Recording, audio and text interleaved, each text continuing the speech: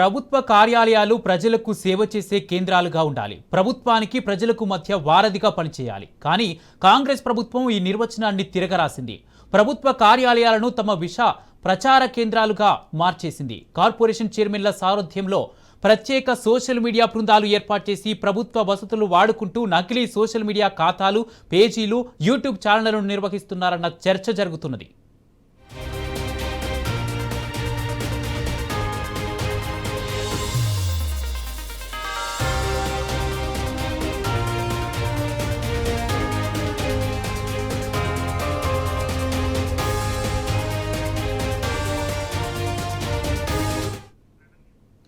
కేసీఆర్, కేటీఆర్ ఆ పార్టీ కీలక నేతలను రాజకీయంగా ఎదుర్కోలేకపోతున్న కాంగ్రెస్ వారి వ్యక్తిత్వాన్ని కించపరిచేలా సోషల్ మీడియాలో దుష్ప్రచారానికి దిగుతున్నది.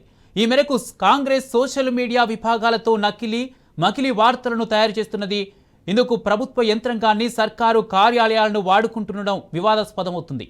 ఇదే అంశానికి సంబంధించి పూర్తి అప్డేట్స్ మా ప్రతినిధి ప్రదీప్ అందజేస్తారు. ప్రదీప్, రేవంత్ రెడ్డి సర్కార్ వచ్చిన తర్వాత కాంగ్రెస్ పార్టీ ప్రజల ధనాన్ని దుర్వినియోగం చేస్తా ఉంది. గతంలో కాంగ్రెస్ అధికారంలోకి రాకముందు పిసిసి అధ్యక్షుడు రేవంత్ రెడ్డి ఆనాటి ప్రభుత్వాన్ని అనేక విమర్శలు చేస్తూ వస్తున్నారు. ప్రజాధన్యాన్ని దుర్వినియోగం చేస్తున్నారని చెప్పి కామెంట్ చేశారు, అనేక ఆరోపణలు గుప్పించారు. ఇప్పుడు గవర్నమెంట్ వచ్చిన తర్వాత ఇందిరమ్మ రాజ్యం వస్తుంది, ఇంటింట సౌభాగ్యం వస్తుందని ఆయన చెప్తూ వస్తున్నారు. కానీ అనేక రకాలుగా అనేక విధాలుగా ఆయన దుర్వినియోగం చేస్తూ వస్తున్నారు. ఉదాహరణకు బీహార్ లో హెలికాప్టర్ వాడిన విధానం కావచ్చు, కాంగ్రెస్ ఎన్నికల ప్రచారంలో ప్రభుత్వ హెలికాప్టర్ అక్కడ వాడిన విధానం కావచ్చు, లేదా సోషల్ మీడియాను వేదికగా ఏదైతే ప్రభుత్వ కార్యాలయాలు కార్పొరేషన్ చైర్మన్ నియమించారు. కార్పొరేషన్ చైర్మన్లలో అనేక కార్యాలయాల్లో కూడా ఏదైతే కాంగ్రెస్ సోషల్ మీడియా విభాగం పనిచేస్తూ వస్తా ఉంది. దాన్ని ప్రభుత్వ నిధులను వినియోగిస్తూ వస్తున్నారు, ప్రజాధనాన్ని దానికి వాడుకుంటున్నారు అనేటువంటి విమర్శలు కూడా వినిపిస్తా ఉన్నాయి. ప్రధానంగా బీఆర్ఎస్ పార్టీ పైన, ప్రతిపక్షాల పైన కార్పొరేషన్ల ద్వారా ఏదైతే ప్రభుత్వ నిధులను వాడుకొని సోషల్ మీడియా వేదికగా చేసుకొని విమర్శలు చేస్తూ వస్తున్నారు. అందుకు అనేక ఉదాహరణలు కూడా కనిపిస్తా ఉన్నాయి. ముఖ్యంగా రేవంత్ రెడ్డి గవర్నమెంట్ వచ్చిన తర్వాత ప్రజాధనాన్ని ఏదైతే కాపాడుతామని చెప్పారు, అనేక రూపాల్లో అనవసరమైనటువంటి ఖర్చులు చేయమని చెప్పారు. కానీ ఆ రకంగా చేయడం లేదు. కార్పొరేషన్లను ఏదైతే ప్రతిపక్షాలపై విమర్శ చేయడానికి కోసం ప్రభుత్వ నిధులు వినియోగిస్తున్నటువంటి విమర్శలు దానికి సంబంధించి అనేక ఉదాహరణలు కూడా వినిపిస్తున్నటువంటి పరిస్థితి మనం చూస్తా ఉన్నాం. రేవంత్ రెడ్డి చెబుతున్నది ఒకటి, చేస్తున్నది ఒకటి. ఆనాడు 6 గ్యారంటీలు, 420 హామీలు ఇస్తారు. అవేవి అమలు చేయకుండా కేవలం విపక్షాలను టార్గెట్ చేస్తూ పోతా ఉన్నారు.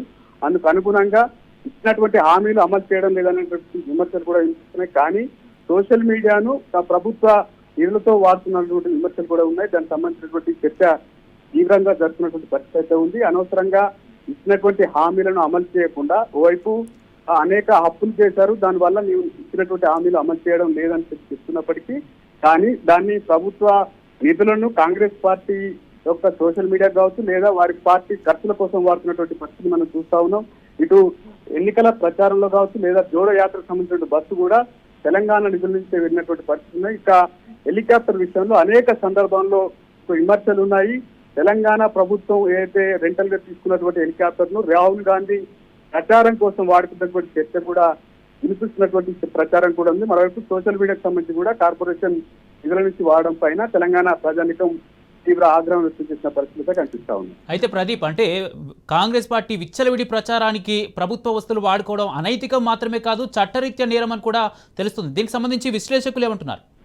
మొత్తానికైతే నాడు ఓడ దాటక ముందు ఓడమల్లన్న, ఓడ దాటినాక బోడమల్లన్న చిన్నగా రేవంత్ రెడ్డి పరిపాలన కొనసాగుతుందనేది చాలా మందే కాదు, ముఖ్యంగా మునుగోడు ఎమ్మెల్యే కోమటిరెడ్డి రాజగోపాల్ రెడ్డి అనేక సందర్భాల్లో విమర్శలు చేస్తూ వస్తున్నారు. ఎందుకంటే ఎన్నికల్లో ఇచ్చినటువంటి హామీలు ఏంటి, తెలంగాణ రాష్ట్రం రాకముందు తెలంగాణ ప్రజల ఆకాంక్ష ఏంటి, తెలంగాణ ప్రజల ఆకాంక్ష మేరకు పాలన జరుగుతుందా లేదని స్వయంగా సొంత party MLA Munugode MLA Rajagopal Reddy విమర్శలు చేస్తూ వస్తా ఉన్నారు. ఎందుకంటే రేవంత్ రెడ్డి ఆవేశంగా మాట్లాడుతున్నారు, అనవసరమైనటువంటి ఖర్చులు చేస్తా ఉన్నారు. కానీ పాలన అయితే ఎన్నికల ముందు ఏం చెప్పారు, ఇప్పుడు ఏం చేస్తున్నాం అన్నటువంటి చర్చ కూడా వినిపిస్తా ఉంది. ఆయన కూడా అదే పదే మాట్లాడుతూ వస్తున్నారు. ఒక రాజగోపాల్ రెడ్డి కాదు, చాలా మంది ఎమ్మెల్యేలు ఇదే అభిప్రాయంతో ఉన్నటువంటి పరిస్థితి. అనవసరమైనటువంటి దుబారా ఖర్చులు చేస్తున్నాడు రాజగోపాల్ రెడ్డి. గతంలో అనేక విమర్శలు ప్రతిపక్షం ఉన్నప్పుడు, పిసిసి అధ్యక్షుడు ఉన్నప్పుడు చేసినటువంటి రాజగోపాల్ రెడ్డి ఇప్పుడు ఆయన చేస్తుంది ఏంటి అన్నటువంటి చర్చ కూడా వినిపిస్తా ఉంది. అయితే